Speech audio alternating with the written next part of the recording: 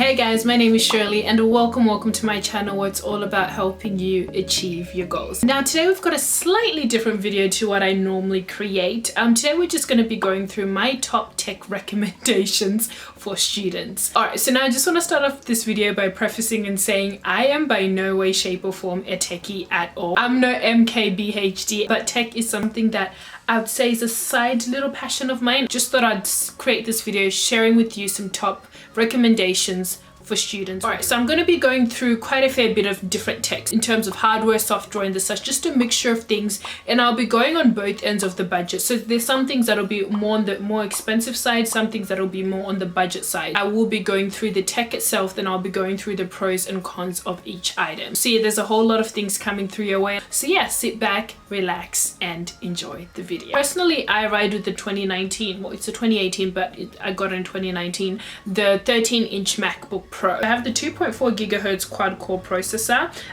with 256 gigs. A laptop, it's standard. It's one of those things that you just need as a student. Now I know sometimes people debate whether you should get an iPad or a laptop. For me, I feel like if you're deciding between the two, definitely go for the laptop just because you can do so much more. iPads are great, but I feel like when it comes to really doing like really heavy assignments or you've got a lot of readings, you've got a lot of research to do, laptops are just going to be, you know, that companion for you. In terms of cons, there's not really much cons to a laptop. I feel like it's one of those things that you essentially need. So the next thing that I want to talk about is the iPad and the Apple Pencil. So I'm actually using my iPad here just right now. So I have the base model. So I have the 11-inch iPad Pro. I did want to spec up to one that had a lot more gigs, but I didn't have a lot of money to spare, and of which for me that essentially works because I don't store too much on my iPad. For me as a student, I mainly use my iPad for note taking. In terms of taking notes, the iPad is probably the best piece of tech out there. I also find personally when I'm doing readings and the such, instead of printing those readings out and the such, I literally just load them up on GoodNotes and I can highlight and annotate around a PDF, which I found to be so invaluable, especially since I study HR, which is very content heavy, and I absolutely love the portability as well. You know, there are times that I can be on the train going to work, my train ride is about an hour, and instead of pulling out my laptop and doing some work on my laptop, I can just easily pull out my iPad, listen to a lecture and all that kind of stuff. So I find in terms of portability and in terms of taking notes, this is by far the best device out there. You know, as a student, you're not just studying all the time. So I find for entertainment purposes, this is amazing. You know, I can just be sitting in bed watching Netflix and the such, and sometimes I find I'm more prone to watching Netflix and things like that and YouTube on my iPad than on my laptop. And I feel like you could comfortably get through a full uni day with this. I haven't yet, just because I have like major separation anxiety from my laptop, but I feel like if I really didn't want to carry too much into uni and I wasn't doing too much heavy stuff, I was just doing lectures, going in for lectures and tutorials, I definitely could get through a full uni day with just this iPad. Cons, obviously it's expensive. You can get the cheaper versions. I know there's heaps cheaper versions. Another con I would say is, as much as people want to say an iPad is a laptop replacement, I don't feel like it's there yet. For me, I see my iPad not as a replacement, but as a complement for my laptop. Next, we're going to be talking about the Kindle. I have the Kindle Paperwhite. I haven't had it for too long, just for several few months or so, but I've absolutely been loving it. I've noticed that my reading has absolutely increased ever since I got this. I feel like as a student, you shouldn't just be focused on learning what you're learning in uni, but I feel like as a student, it's the best time of your life to be learning about self-development, personal growth, or any hobbies or anything like that. And I feel like books are some of the best ways to learn. Obviously it's not for everyone, completely get that. You can listen to audiobooks and the such, that's great, but I feel like there's just such invaluable knowledge that comes from reading books. I can't speak enough about the Kindle. It's absolutely amazing. It's been game-changing. I highly recommend it, and I'll probably go into more depth about this device in another video. I would say the cons would be that, you know, at the end of the day, it's not a physical book. You're not gonna get that feel you get when you're reading a physical book. You're just not gonna get it. And I do worry also about storage. So this is 8 gigs.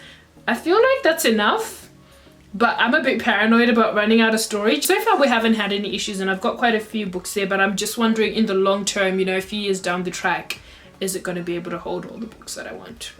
I don't know. Next thing that I want to talk about that I feel like is game changing for a student, and I don't know why I didn't have this earlier, is an ultra wide display. I have the LG 34WL500, so it is a 34-inch ultra wide. I feel like ultra wides make dual screen monitors so redundant. Like honestly, if you're using dual screens, you're doing yourself such an injustice. Just get an ultra wide, because with the dual screen you have that like middle bezel, and then you have to like move things around and all that kind of stuff. With ultra wide there's none of that. It's literally like having dual monitors but just in one, and it's so seamless and it's absolutely amazing. I love it for multitasking. So when I'm doing uni work, for instance, I can have in one tab open my lecture, like listening to the lecture, then like in another section of the page I could have the notes that I'm typing up, and then in another section of the page I could have like a Chrome open up for searching keywords and the such. So in terms of multitasking, it is just absolutely amazing, and I can't explain how much of a time saver that is and how much that has increased my productivity. And also in terms from a creative side, when I'm editing on this, it's absolutely amazing. My workflow, everything is just crazy fast, just because I have that screen real estate. And also for leisure, like watching Netflix on this is freaking amazing. I feel like I have an actual TV. Sometimes when I don't want to watch on my iPad and I just want to sit back, relax in a chair, I'll pull up Netflix, I'll pull up YouTube, I've got my speakers on, and I feel like I'm in an actual spaceship. And it's just, I can't explain to you how life-changing ultra wide is. Just take my word for it. Try it for yourself, you'll love it. The cons with this particular one is it does not connect via USB Type-C. This one connects through HDMI, which is okay, but it just would have been nice if it connected via USB-C. A con is this particular one that I had is actually not adjustable, so I actually had to get a monitor arm for this. If you could get one that adjusts and the such, and that would be great. The last con is once you get used to working with ultra wides, looking at a normal screen is going to be difficult. All right, the next thing that I'm going to recommend is take two. That was such a Shirley thing to do. My goodness. All right, we ready? Okay. All right, the next thing that I'm going to recommend is a pair of wireless headphones. So personally, these are the main two ones that I use. I've got the Beats Solo 3, and I've just got my AirPods, which I think are like the first or second gen ones. They're not the pros, they're just, you know, the basic AirPods. Wireless honestly is the way to go. So obviously you don't have to get both of these two. I started off with these ones, but then these ones failed me, so then I went to these ones. The only reasons why these ones failed me, I absolutely love this, love the noise cancellation and the such. But these ones I don't use on a day-to-day. These ones I use for the gym. So these ones actually live in my gym bag, and I use them for the gym, and they're perfect for that. The reason why I don't use them for long periods of time is that they're on the ear, and on the ear, like regardless of how much I've tried to adjust them and the such, I don't know, maybe I just have a big head, maybe it's me, maybe I'm the problem here, I don't know, but I feel like in this instance maybe Beats is the problem. The problem with on the ear is after a certain time your ears start to hurt, because like I feel like it's just pushing your ears in, so I can't be listening to something for long periods of times on this because my ears start hurting. But if you were to get over the ear earphones, I feel like you're not going to have a problem. So highly recommend this. Absolutely love it. The noise cancellation is great, the quality is absolutely amazing, absolutely love it. It's just that I can't wear them for long periods of time, hence why I had to opt for these. For me, these ones won the shot in terms of portability. If you haven't gotten this by this time of the video now, for me portability is king. I carry a lot of things on a day-to-day basis, so anything that can minimize the friction or minimize the amount of things that I have to carry, or the bulk of things I have to carry, is a win. If I'm packing my uni bag, the space difference that these two make is huge, especially if this is in a case. And I find that ever since I got wireless earphones, I'm listening to more audiobooks and podcasts, which has really helped in my self-development. I'll spend like maybe 2 hours or an hour cleaning the house. I'll have these in when I'm doing the laundry or something, and you know, that's like an hour a day that I'm listening to an Audible or podcast. And prior to having these, I would try to like be cleaning and like listening to music, but let's say like I'm with the broom, somehow the cords always got stuck, or when I was doing the dishes,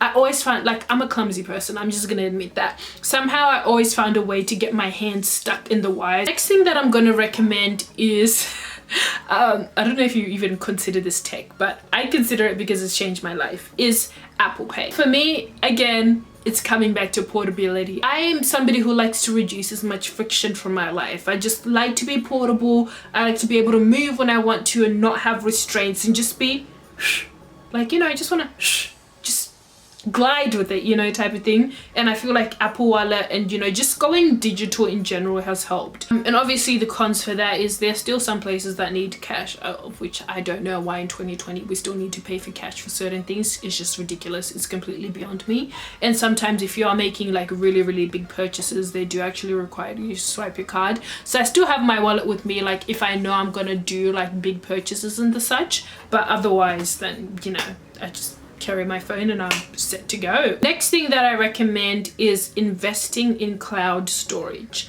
There's nothing worse than losing an assignment or homework or something that you've worked really hard for a really long time, and then poof, it's just gone. So personally for me, I use iCloud. I also highly recommend, you know, Dropbox and your Google Drive. For me, iCloud is the best choice because it just works so seamlessly with everything. My photos are saved by iCloud.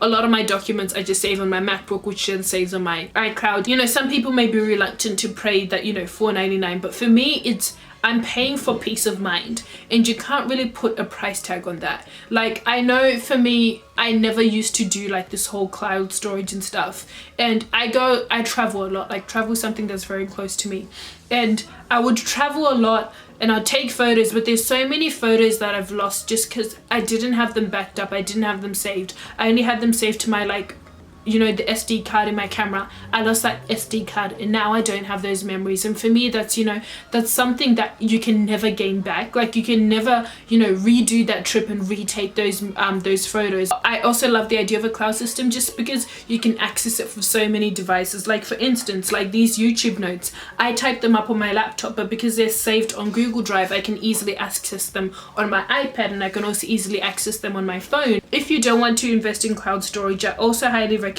you do get a hard drive. So personally, I use the WD My Passport one. It's just 1 terabyte. I love this one because it connects via USB-C, and for me, anything that connects via USB-C is my best friend. Also find you save cash when you're buying big gadgets. So if I wanted to buy a 1 terabyte MacBook Pro, that would have cost me like $3,000, but you know, this was only $80, of which if I wanted to spec up to this in my Apple when I got it, it would have like cost me like literally all my limbs. The next thing I'm going to recommend that you get is Microsoft Office Suite. So, you know, your Word, your Excel and all that kind of stuff. For these ones, majority of the time, if you are a student, then your university or college or your high school, whatever, will give it to you for free. So if you don't want to pay for it, if you don't want to use that, then I do recommend you use the Google products. So, you know, your Google Docs, your Google like Sheets and the such, they're great as well. I personally don't recommend like Pages and Keynote and stuff. I just feel like they don't do the heavy work that I need them to, and they just don't have the functionality that, you know, Word or Excel has. When you're working on projects, Google Drive is your best friend because you can like simultaneously see, like if you're working on one document, like 5 of you guys, you can see who's typing what, who's working on what document and the such, and it just works really nicely together. So in terms of collaboration, in terms of teamwork, group assignments and such, Google like products really work. Another thing that I recommend is signing up for a lot of, gosh, I feel like, is this even tech recommendations anymore? I don't even know, bloody hell, but we're just gonna go with it. I really highly recommend signing up for a lot of student discount things. So I know in Australia we have uni days, you can sign up for student beans. Just sign up for as many student discounts as you can. Use a concession card and all that kind of stuff because it's gonna save you so much dollars. Like when you go to the Apple store, pay with the student prices, don't pay for the full prices. Just utilize your student discounts as best as you possibly can. And last but not least, I'm going to be talking about my backpack of recommendation. So I use the Herschel Harrison backpack.